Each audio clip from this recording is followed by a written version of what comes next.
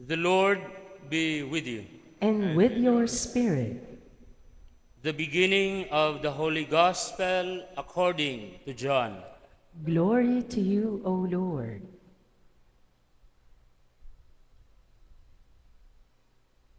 In the beginning was the Word, and the Word was in God's presence, and the Word was God.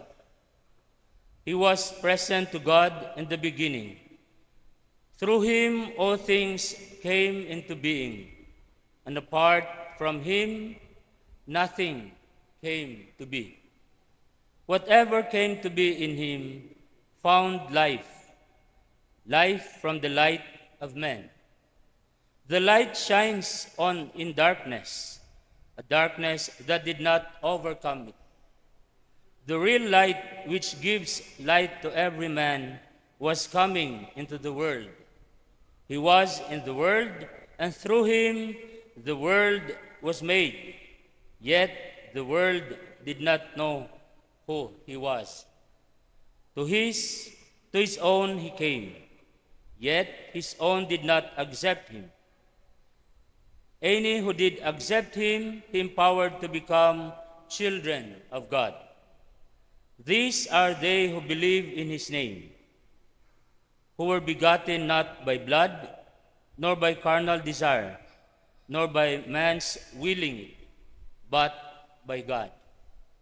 The Word became flesh and made his dwelling among us, and we have seen his glory, the glory of an only Son coming the Father, filled with enduring love. Brothers and sisters, the Gospel of the Lord. Praise to you, Lord Jesus Christ.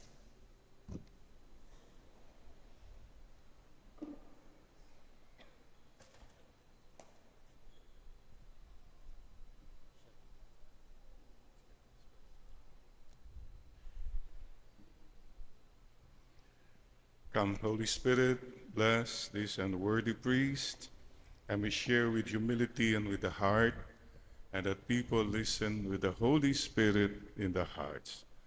Come, Holy Spirit, come. Sisters, brothers, thank you, Lord. Umabot tayo sa Pasko. Salamat po, Lord, at narating din namin ang Pasko. It's a very simple thought. Marami po kasing hindi na umabot sa Pasko.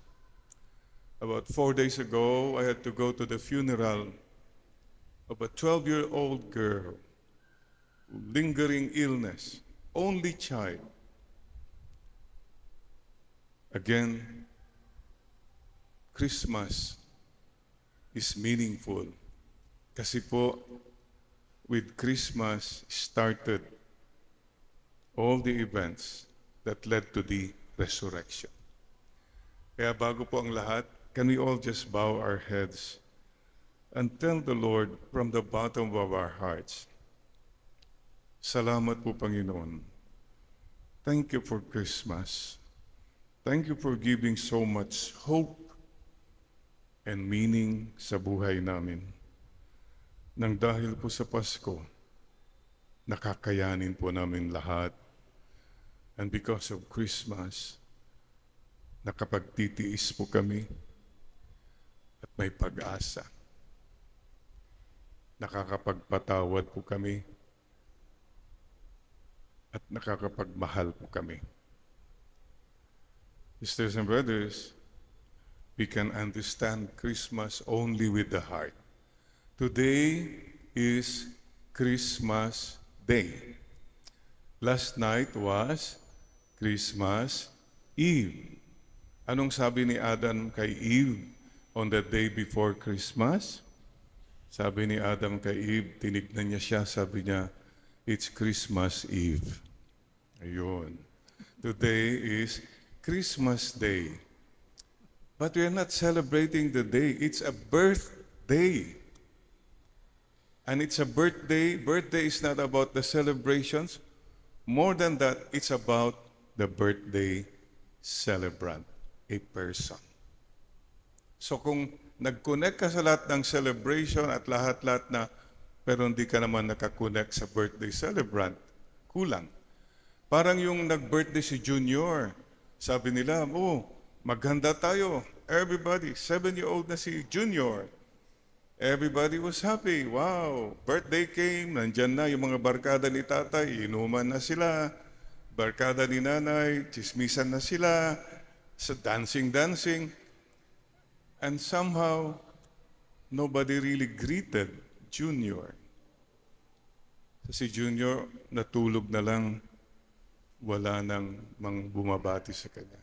So make sure today, let's greet the Lord from the heart. And we can understand Christmas deeply only with the heart. Christmas started with the big heart. Big heart? Do you see a big heart? God so loved the world, He gave us His only begotten Son. A God who loves us all in. He wants all of us in His big, big heart. Human heart. The Lord wants us to be more loving, more kind. Not only at Christmas, sana more generous tayo. Ask the Lord today, Lord, help me to be more kind to people, to be more loving. I see here a daughter taking care of her mama. I see people here bringing the father who are diagnosed. This is all about the heart. Christmas goes on. Small heart. Yan. Ang dami po mga mahihirap. Lumabas lang po kayo sa simbahan. Here, right here in our midst. May we be always loving to the little ones, the poor, the sick, the children, yung mga tao pong walang-wala, mga taong nawawala, at mga taong nagwawala. Have a heart for them. And no matter what happens, connect with people. This is our, not for the day lang. The whole year round, continue to connect with people, heart to heart. Ikatabi mo naman, yan, Christmas, heart to heart tayong lahat. This is what Christmas is all about. Yan na naman, yung mga senior citizen, ano ba yan? Arthritic heart naman yung gaganon ka. About you young guys, what's this? 6, 7. Oh, please tell me what's this? Oh, that's your way of connecting with the heart. Mga kapatid, today may I ask all of us is to bow our heads in prayer. It's the birthday of our Lord. Just whisper to Him, Lord, happy birthday. Mahal ko po kayo. I want to love you more. I want to know you more, Lord. I want to serve you the rest of my life. As for me and for my house, we will serve the Lord. It's Christmas. And we're all children. Unless we become like little children, we cannot enter the kingdom of heaven. Kapatid, the Lord tells you, thank you for your greeting. Pasko na. It's Christmas. The Lord is asking you now, oh, Pasko na. Maybe the Lord is asking you, anak, nag-forgive ka na ba? Birthday ko, yan ang hiningi ko siya. Anak, Pasko na. Nag-confession ka na ba? If you really love the Lord, it's respond with the heart. O anak, nag-share ka na ba? Dami ka ng pera, di ka man lang nagbabahagi. O yung mga ninakaw mo, anak, isoli mo na. Yan. This is where the Lord really talks to us at Christmas. Anak, may ugali kang masama. Baguhin mo na yan. Matapang ka, masungit ka. Naninigaw ka, nagmumura ka. Anak, Pasko na. This is where Christmas happens. Anak, ngumiti ka naman. Palagi kang malungkot. Sana magpasaya ka ng ibang tao, hindi lang sarili mo tinitignan mo. Christmas is in the heart, yes, but it's also in life, in reality. Sisters and brothers, magpasalamat po tayo sa ating Panginoon. At sana, Lord, ang Pasko magpatuloy sa aming pamilya. May we come closer to one another. Magpatawaran tayo. Let's spend time more with each other. Let's not be so busy about work and everything outside, and we don't have real time with each other to be present sana. At Lord, sana po Christmas will really happen sa aming bayang Pilipinas. Please don't lose hope. May pag-asa pa to ang bayan natin. Believe, trust, surrender. At sana, Lord, magkakasama pa rin kami, magkakasama pa rin tayo sa susunod na Pasko. At sa marami pang Pasko, kung yan po ang kalooban ninyo. Amen. Let's greet one another now. Merry Christmas. Mama Mary yan ha, Mary, hindi Mary. Mary, because the first Christmas was Mama Mary's Christmas. It was poor, it was quiet, but it was so full of love, so full of joy and hope. I invite you now to rise as we greet our Lord.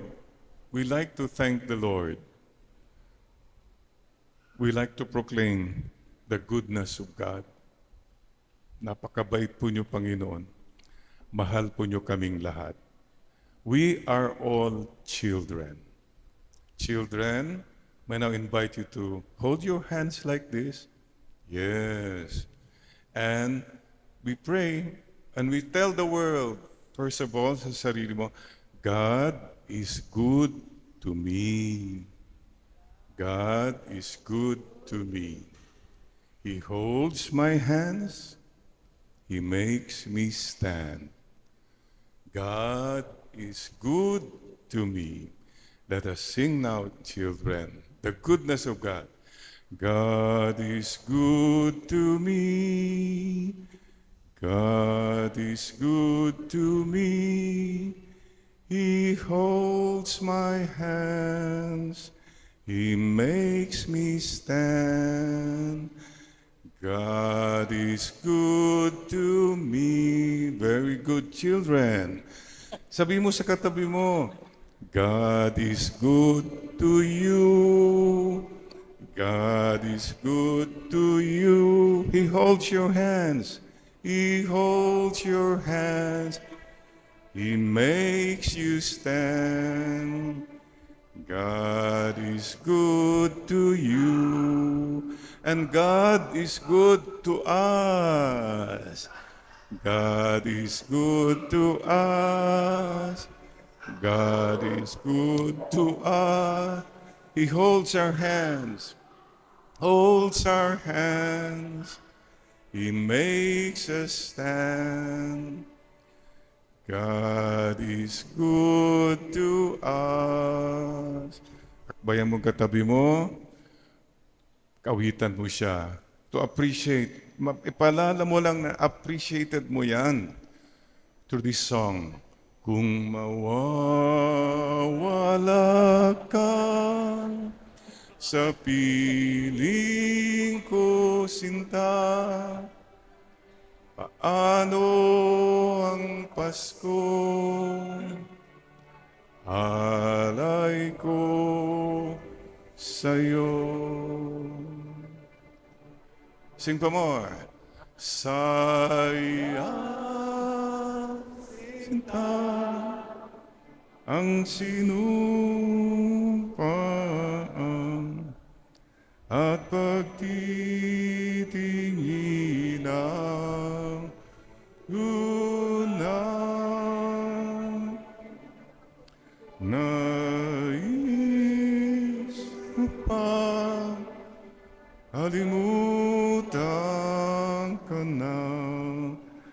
ang ating suyuan at galak. One more time.